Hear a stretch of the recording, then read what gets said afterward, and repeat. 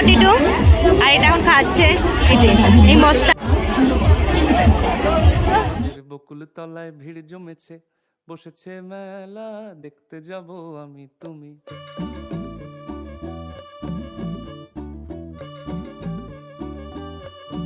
করতে বৃষ্টি চলে এসছে, এর জন্য এখন আমরা চলে এসেছি খাওয়ার জন্য। আর এখন আমরা খাবো হচ্ছে এক একজন এক একটা জিনিস। ওজন খাবে মোমো, ওরটা থেকে আমরা খাবো, আমি খাবো রোল, আমার থেকে চলবে না, আমি দেবো না।